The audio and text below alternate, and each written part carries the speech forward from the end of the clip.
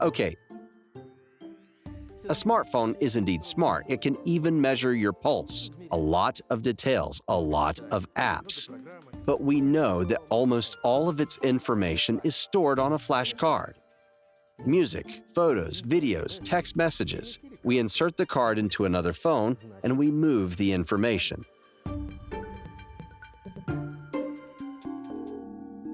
Human and animal brains are not structured in the same way as computer technology. You can't find a flash card with memories on it. All memory is distributed in hundreds of billions of connections between nerve cells. When pulses run through the chain of these cells many times with the same frequency, you remember the event. If you manage to artificially excite these cells in the same order, a familiar tune will sound in your head. And there are more combinations of neurons in the head than atoms in the universe. An amazing feature of memory is that our brain never stops its development.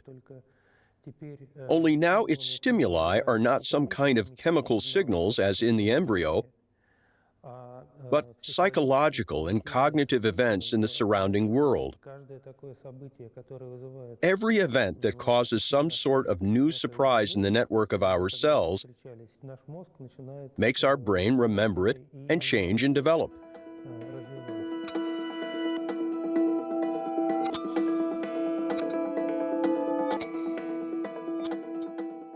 Remember what you did yesterday afternoon? And the day before yesterday? And last week? Do you remember the face of the man who was sitting across from you on the subway this morning?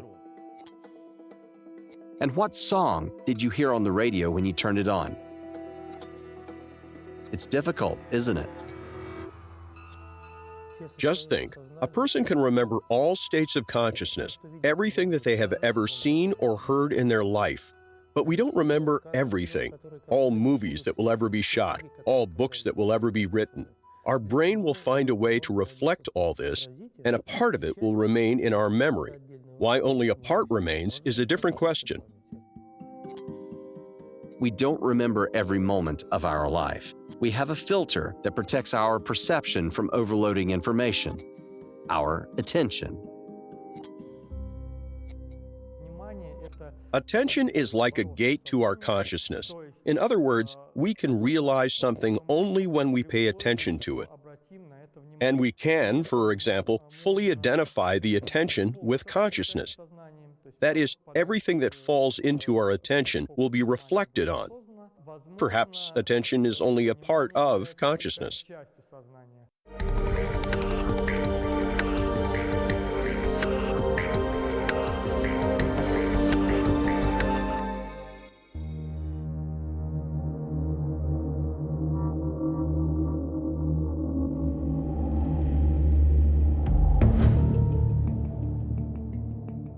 Let's check how attentive you are. Now, in front of your eyes, a crime will be solved. In the story, the detective has to find the killer who is in this room.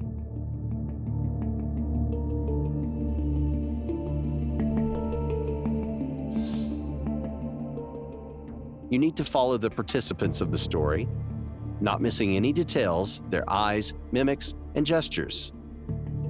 The criminal will surely give himself away.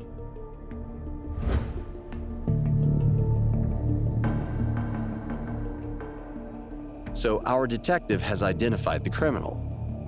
Have you been closely following the suspects? Did you miss anything? I'm sure that you have overlooked some details. Let's check.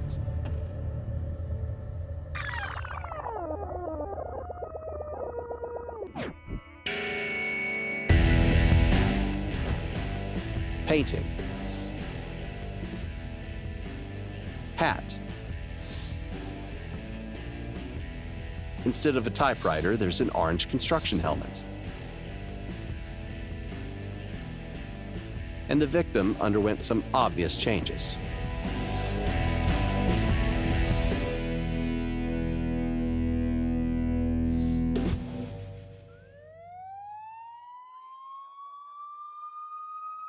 Not surprisingly, a few people managed to notice all the changes in this scene. After all, attention was focused on the detective story and the search for the criminal.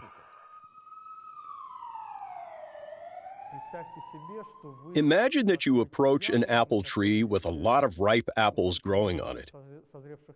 You choose an apple that seems the ripest, the most delicious to you. At the same time, in your perception, there are other apples. But if you do not choose an apple, then you will not be able to act further, because your choice will be unlimited. You will be like Buridan's donkey, which couldn't decide between a sack of hay and a pail of water and eventually died. Close your eyes for 20 seconds and don't open them. Ready? Now listen. Information agencies all over the world are screaming about a sensation. A spacecraft of non-earthly origin was discovered in Earth's orbit. Now you are not just listening, but also trying to visually draw this picture in your head. No one knows what a real alien ship looks like, but everyone imagines it from fantasy books and movies. Your attention reacted to the novelty and gave a command to the brain to find everything about the object and to compose its image from the information distributed across many memory cells.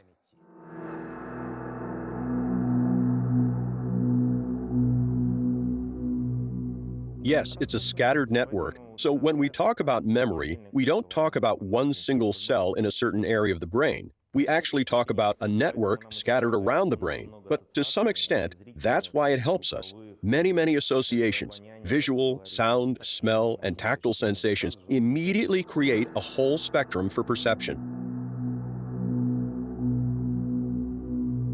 So ritual dances, Native Americans. Tribe. A prayer, gods. It's a plea. The pagan tribes. Natives. Yes, exactly, yes. Natives? What's that? What? Tribe? Pygmies?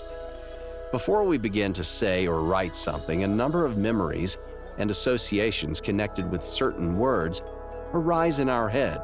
For example, the word Africa. What's that? Is this an animal? Tent? Banana. Elephant? Trunk? Elephant and trunk. An elephant. Elephant? India. Jungles. India. India. And Greater India. Africa. Asia? Africa. Hooray! So guys, admit it. I'm the genius of associations.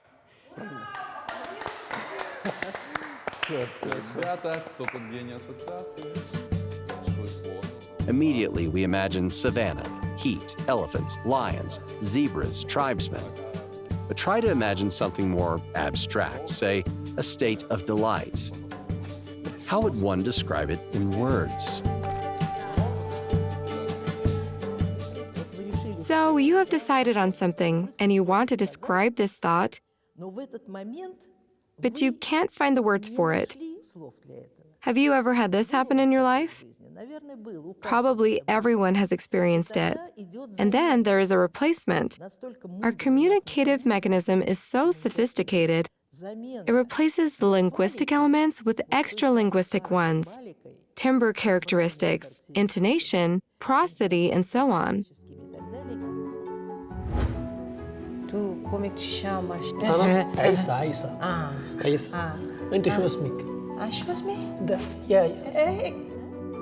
Each of us is certainly able to catch different intonations in the voice, changes in facial expression, in the eyes, in the speed of speech. So we understand that one person is annoyed, another is ashamed, and the third is trying to please us.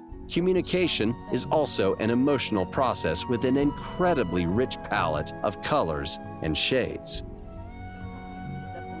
Let's say I tell you a phrase with a falling intonation. It's so easy. In a different situation, I might tell you something with a rising intonation. It's so easy. These are completely different statements. In the first case, I meant to say, "Why did you fall? It was so easy." Or I said, "I didn't expect it to be so easy. Why did I even worry about it?" So with this simple example, I wanted to demonstrate to you that extra linguistic components of communication, such as the pitch of the voice, the intonation, its melodic differences and modulations, volume, tempo, rhythm, all of them play a bigger role in communication than the language's sign system. In all communication, associations constantly emerge in memory, and the intonation and tempo come naturally afterward. It's all done in order to express one's thoughts and ideas more accurately. Sometimes these associations even interfere. It's a common name, too, something to do with a horse. Is it Maris? No, it isn't Maris. Wait a minute. Is it Colt? No, it isn't Colt. I know it perfectly well. It's a horsey name, but it has absolutely gone out of my head.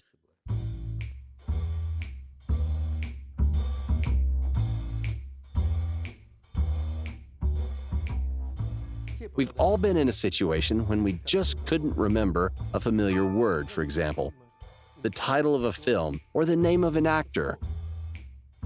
And it seems that the word is on the tip of our tongue. This phenomenon is even called tip of the tongue. And all kinds of associations may arise. Sometimes they are very unexpected.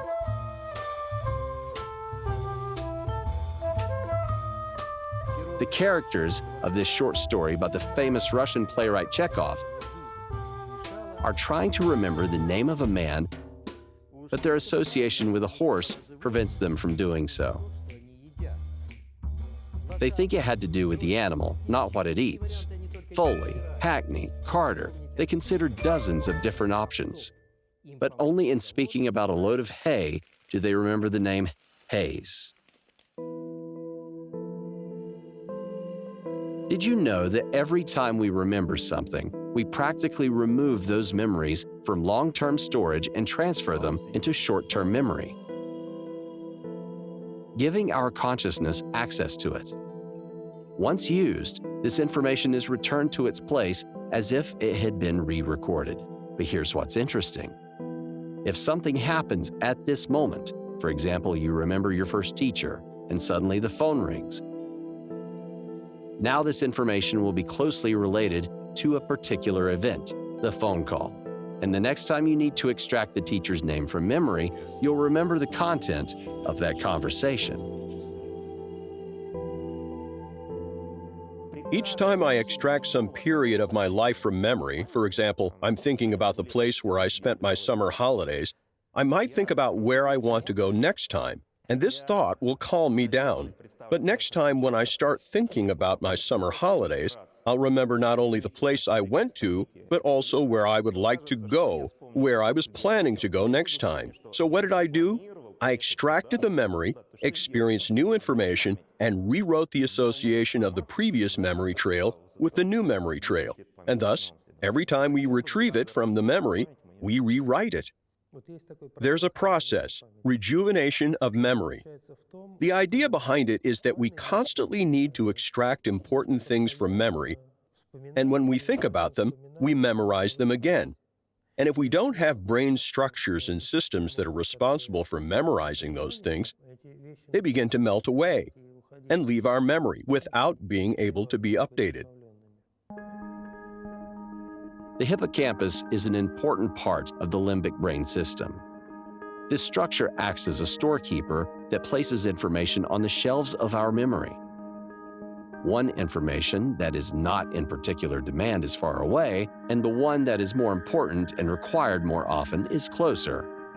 But the frontal lobes of the brain are engaged in the search for information in memory and its extraction. Interestingly, there is also a difference between the left and right areas of the frontal lobes. If you're looking for general information, activation is observed in the left prefrontal regions of the brain. If the information is personal, you are searching for elements of your personal experience, autobiographical memory, and the right structures of the prefrontal cortex are engaged.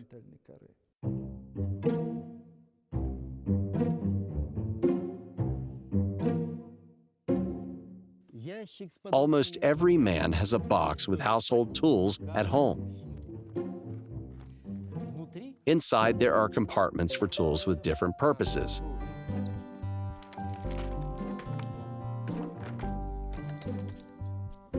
A wrench, for example. You get it out of your box very rarely. And some tools have been there for years, but you still keep them. You never know, you may need them one day. But for example, a screwdriver and pliers are there in the most prominent place because you constantly use them.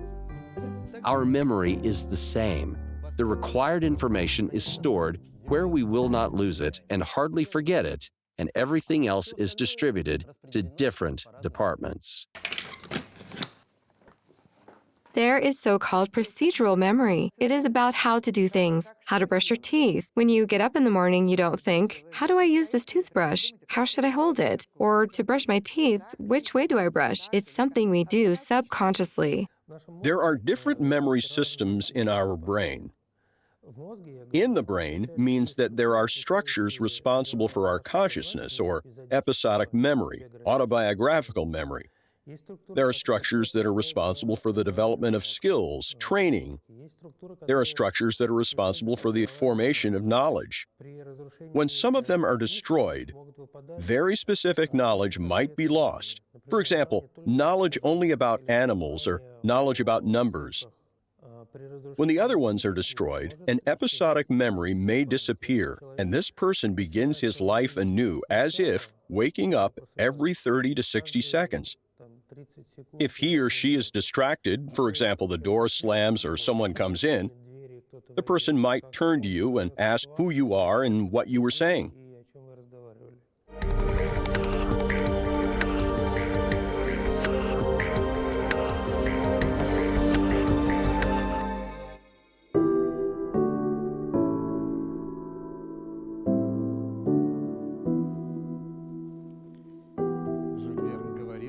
Jules Verne said he had traveled the world just sitting in his chair. Indeed, if you close your eyes, you can move from summer to winter, see cities that you have never been to, and even worlds that no one knows of. This is possible thanks to our ability of imagination and prospective memory, which connects the pictures of the past with the fantasies of the future and gives us variants of events in the present.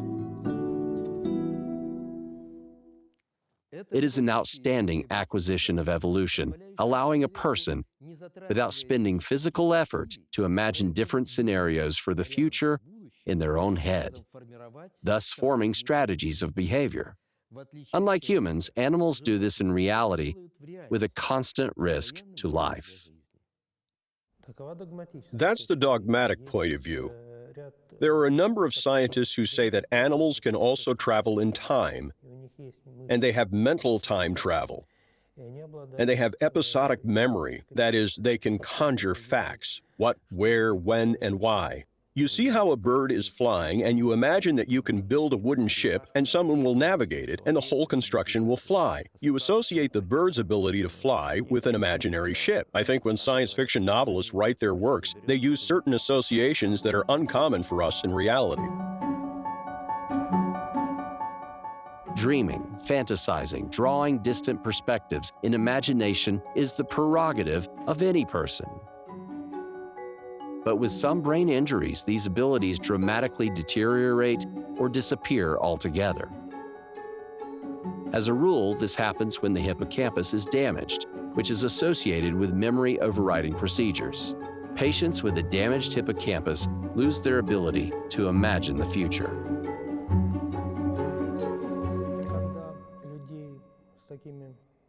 When people with brain damage were asked whether they could suddenly begin to fantasize about any events that might occur in the future, it turned out that they lacked this ability.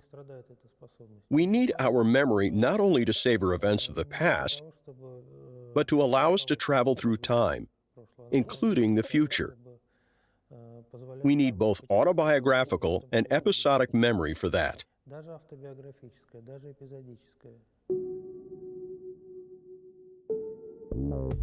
We use memory mechanisms in any activity, whether it is tying our shoes or planning a vacation. But starting a particular kind of memory depends on the context of this activity. It's one thing to remember just a party in detail, and it's another thing to remember the same party, but with an important acquaintance.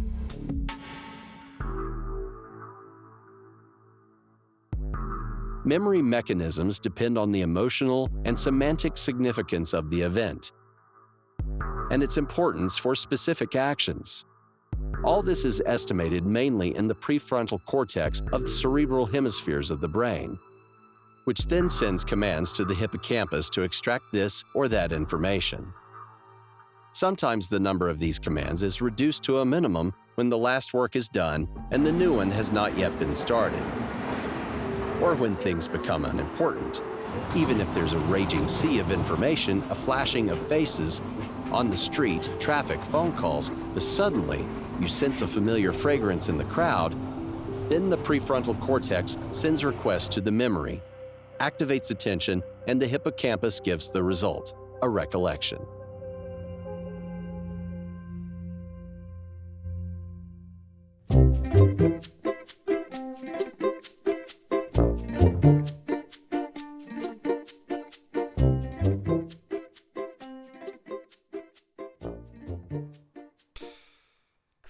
I forgot to notify you, by the way. I am Dr. Alexander Kaplan, head of the Laboratory of Neurophysiology and Neurocomputer Interfaces at Moscow State University, and I will be elected president of the Republic of Cape Verde.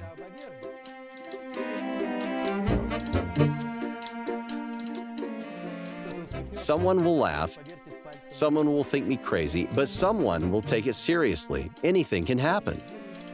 Everyone will respond. Few people will remember the name of my laboratory, what I do, and even what my name is. But the statement about the presidency will be remembered because the brain chooses the most unexpected part of what I said. Involuntary attention immediately makes you distracted from anything that you're busy with.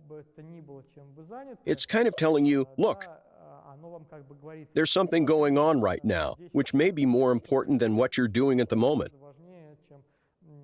You need to look over there, listen, and maybe react quickly. Either run away or vice versa. Come and see, and therefore, of course, it is very important evolutionarily. But how good is your brain's ability to notice everything new and unexpected while not paying much attention to the usual things? Being sane, we are sure that we can notice all of the changes that are happening before our eyes. Let's check. Keep an eye on what will happen on the screen. Hello, can I please have a cappuccino? Big or small? Big. Syrup? Cinnamon? Yes, cinnamon. The situation is familiar to all. You order your favorite drink, prepare cash to pay, give it to the person behind the bar counter, and count the change. Surprisingly, few people can immediately notice such seemingly obvious changes. Here you go, your cappuccino, $2.99. Thank you. You are welcome. Thank you.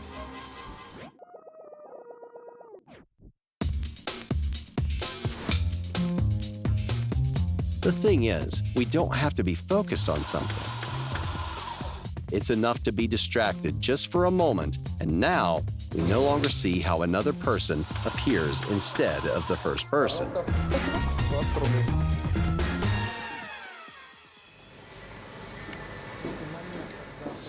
But if at the moment when a change is taking place, your perception is interrupted for a short moment, for example, you blink or you look in a different direction, that moment is enough for this change to go unnoticed if your attention was not focused on the object just before the change occurred, up to the point that you may not notice the substitution of the interlocutor with whom you were talking.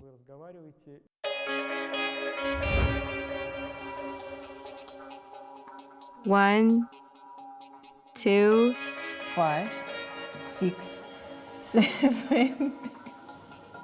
Master. So, what is the conclusion? We can't perform several tasks simultaneously and equally well, like Julius Caesar, to whom extraordinary ability was often attributed. After all, if we get distracted or concentrate on something else, we miss something. Number 85. 31, 32, 33, 35, 36. For example, try to write all the letters of the alphabet with one hand in a row, and touch the left and right ear with the left arm simultaneously while counting aloud from 0 to 100.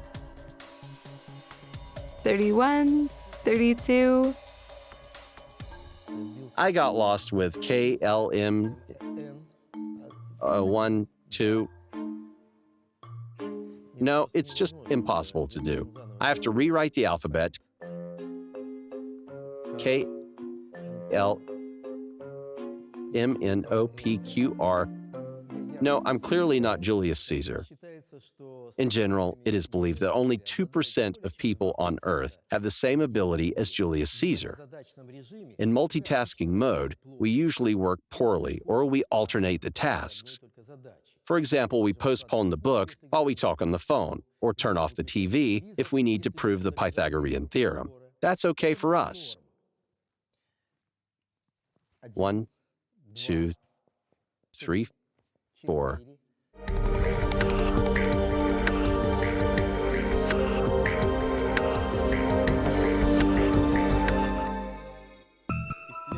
Researchers at Baylor Medical College watched nearly 100 physically healthy people over 64 years of age. So attention works selectively, and there's nothing we can do about it. But thanks to this, some events are postponed in our memory and become recollections, and others are forgotten. But what about those people we consider the owners of phenomenal memory? How do they manage to remember seemingly everything? Researchers at Baylor Medical College watched nearly 100 physically healthy people over 64 years of age. The well-known memory formula states 7 plus or minus 2. It is believed this is the number of objects we can be aware of and keep in our working memory at the same time. These first experiments back in the middle of the 20th century were sometimes carried out among a narrow circle of Nobel laureates. And this limitation, 7 plus or minus 2, was discovered. But just a year and a half ago, an article was published in a very serious magazine, Magical Number 4 plus or minus 1.5. It turns out the average data is even worse.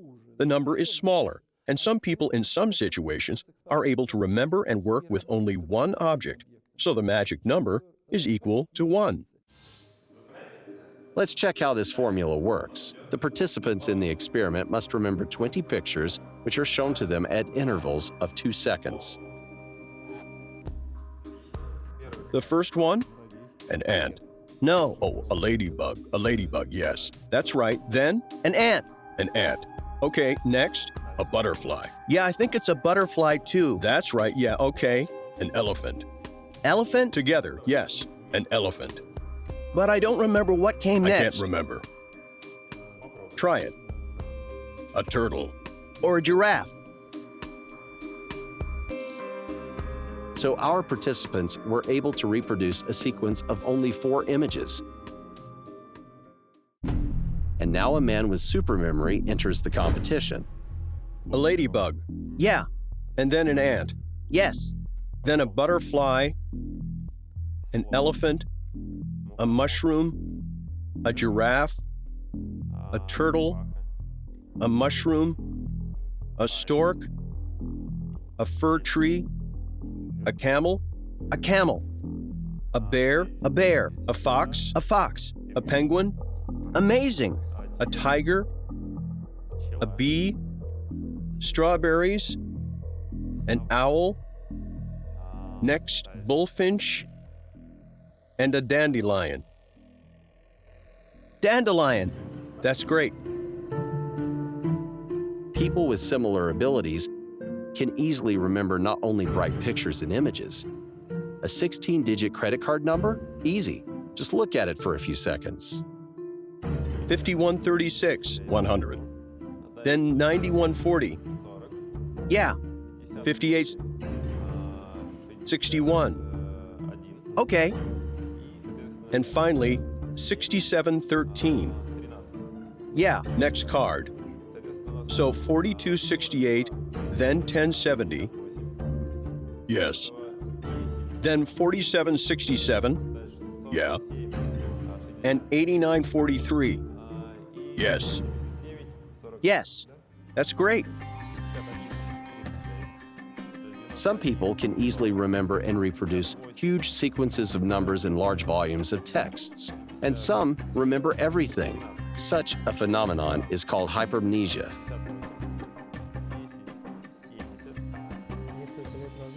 A few years ago in America, an outstanding memory explorer, James McGaw, working in California, ran into a woman. She knew he was a memory specialist. She wrote him a letter asking him to investigate her memory with a very severe form of hypermnesia. She remembered every day and every event of every day that took place starting at the age of 9 or 10. You could ask her what happened on November 18, 1984, and she would tell you in detail what happened to her. And this information is quite reliable because she could remember some verifiable events, social events, films, sports competitions, political meetings. They were all checked. The letter A. How to explain the existence of people among us with the superdeveloped? It has already been checked. There's no difference in brain structure. Maybe they somehow train their memory in a special way during their lifetime? In most cases, that's what it is. But what about the phenomenon of hypermnesia? It is unlikely that this ability can be developed independently. Mom. They're kind of developmental mutants, just like children with autism or with other conditions, but in this case, it causes a kind of superpower. Many people with phenomenal memory have another condition called synesthesia, which goes hand in hand with hypermnesia. Synesthesia is the ability to perceive the phenomenon of one sensory pathway through sensory organs associated with another pathway. For example, colors like sounds, tastes like colors, colors like tactile sensations, and so on.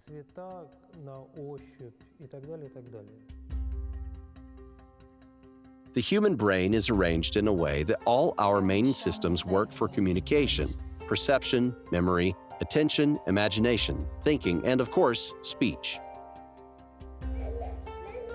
Together, we save and accumulate incredible baggage of life experience and knowledge, from the ability to cook lunch to the design of spaceships. But none of this would have happened without the obvious and invisible ties of mutual communication between us. Mom, Mom, a ladybug, an ant. Most likely, here lies the mystery of the emergence of Homo sapiens on Earth, as well as that of our rapid success in the knowledge and exploration of the world around us.